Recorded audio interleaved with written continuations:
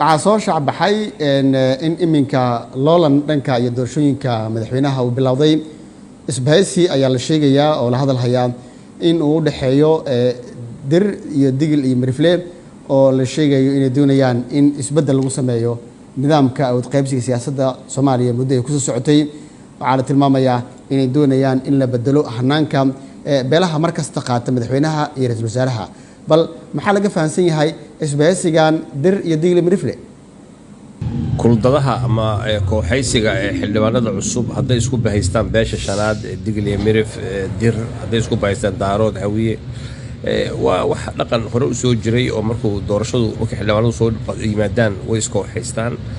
marka kursiga madaxweynahana dastuurku qabiil gaar uma qorin, beel kasta isku sharxi kartaa. xeer hoosaadkan beenta ah ee 4.5na ma aha wax jira oo ah in beesha madaxweyne aqalka baarlamaanka haysato hawiye daarood madaxweyne prime minister haystaan beesha direed aqalka sare ee haysato. waxaan mataqaana ma aha wax dastuur ku qoran. marka marxaladda jirta haddii hadda ay waxay u tashan ay tahay in dad la xumeeyo ama qabiil la xumeeyo, carqaladda siyaasadeed bay ku sii soconaysaa ee dalka. marka haddii la doonayo in reform iyo xisbiyeysi oo si wada caafimaad bala loo maro iskooxaysigan iyo shirarkan la doonayo markasta waxaad ogaataa carqaladda siyaasadeed ee doorashada hadday arrintan noqoto farmaajo wax uu isu doonayo inuu ku soo noqdo inuu qabiilada iska hor keeno, arrintaas markasta isaga unbay fashal u tahay. waana waxa isaga hortaagan ilaa doorashooyinka heer maamul goboleed ilaa hadda. marka hadday waxaan noqoto waxay koox gadaal ka riixayso wax mataqaanaa guul loo gaaray ma jiro, khilaafku unbaa badanaya. markii ay soo baxday jiritaanka shirarkaas siyaasadeed oo isbahaysiga la xiriira, waxay dadka qaar tilmaamayaan in nidaamka ay horboodayso filla Soomaaliya. maxay tahay faa'iidada ugu jirta filla Soomaaliya in beelaha digil mirifle iyo dir iminka ay saami qaybsiga Soomaaliya ay ku doodaan in dhankooda madaxweynaha iyo wasaaraha qaataan?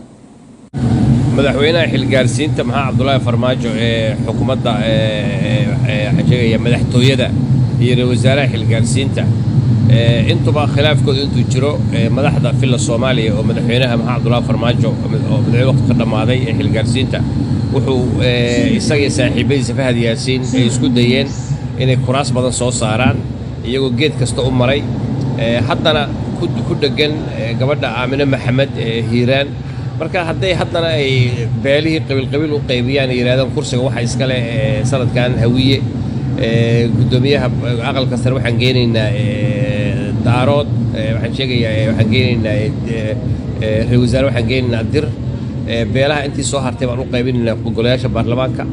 arrintaas carqalad siyaasadeed bay noqonaysaa. marka horena waa u sheegnay. marka waxa wanaagsan in madaxweynaha xilgaarsiinta ee madaxtooyadu inuu dalkan isaga ayaa u dhaartay kitaab jaamac u maray inuu doorashadii uu qabtayna doorashada khilaafkan hadda jira keentay weeye in wixii ka dhamman uu sii wado.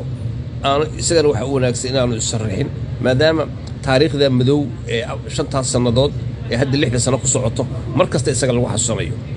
danjire calin waxaa la isweydiinayaa suurtagalnimada in ololahan dir iyo digil iyo mirifle uu xoogaysto iyadoo la rumaysan yahay in xilligan dalka ka jirto cakrinaan siyaasadeed. bal ka war arrinka?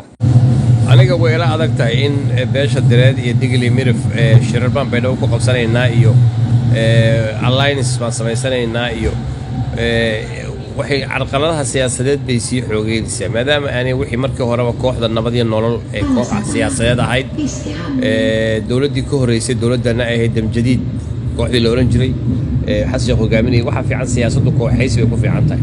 hadday kooxaysiga dhaafto dhibaatadeeda ayay leedahay. marka u malayn maa inuu guulaysan doono siyaasaddan qabiil ku dhisan maadaama aanay jirin dir wax ku heshiisay ama digil iyo mirif wax ku heshiiyey.